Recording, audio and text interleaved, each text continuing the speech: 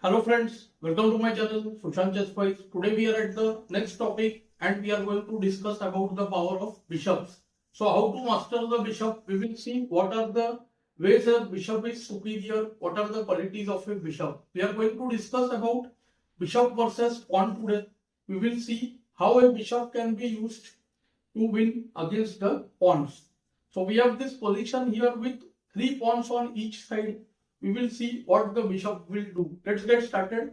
First, immediately we will attack the pawn with the bishop, and as everyone thinks, now the pawns will stand on the other color of the bishop, and then how can we win the pawn? So that is our first technique. Let's say black just plays the pawn to c6 and puts all of them on the white color here.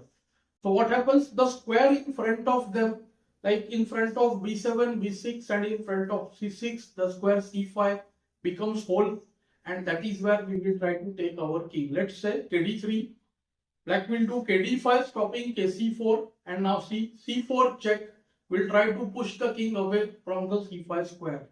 Now there are two options. If king c5, then see b4 check, kb6, kd4. We will push the king away, and after k7, kc5, you see that the king will have to go away and allow kb6, when soon the a and c pawns will fall and white will win. Let's say the king goes to e6, then the standard technique kd4, kd7, kc5, the king has managed to occupy the hole here, and see after kc8, kb6, you see that now there is nothing that black can do. King has to leave the pawns, and now see after kb7, the other pawns are also lost and white wins. So after bg3, the best thing that black will do is he will wait. He will not put his pawns on the white color. He will play kd7.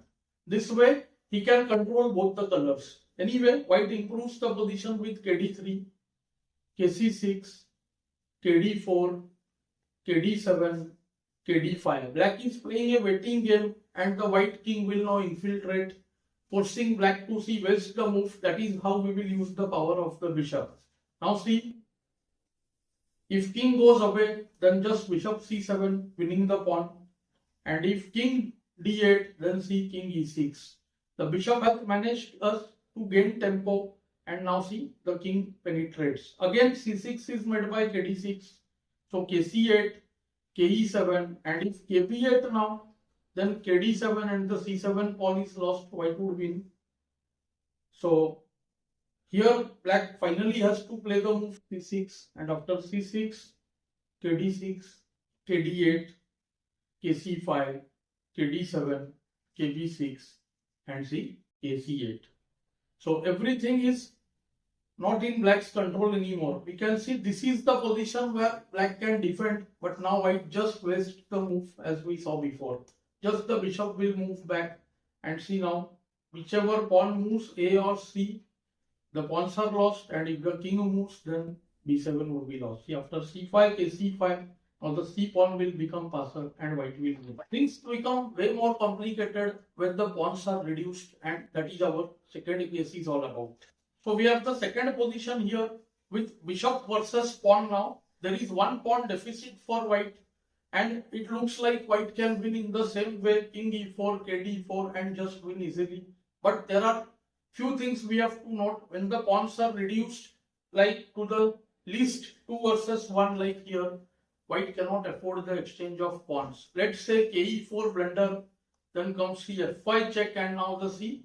Only g pawn is traded, and after this exchange, even if white wins the black f pawn, nothing. The game will be drawn because king and bishop cannot mate the enemy king. So white has to wait here. White once again plays bishop c3, keeps the f pawn attacked, and plays a waiting game. So let's see. One is f5 option and other is going ke7. Ke7, then also ke3, like the game. So f5, white plays g5. As we know, we can't exchange the pawns. And after kd5, ke3, kc4, the king attacks the bishop and is going to waste moves on c4 and the d5 squares.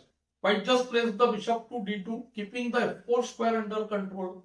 king moves back to c5, so that after kd3, kd5, black manages the opposition.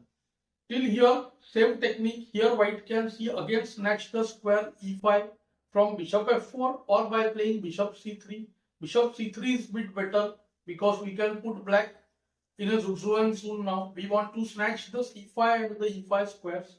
So let's say now if f4, then the f pawn would be soon lost. Let's say bishop f6, even bishop d2 is good. Now see king has to go away and see ke4, f pawn is lost and soon the g pawn will also be lost and white wins. Here if black goes kc5, white again wastes the move, bishop b2, kd5, and now comes the main idea, bd4. This forces the king to go back or force the pawn to move. If the f pawn moves, king can easily attack it after bf6 like we saw before.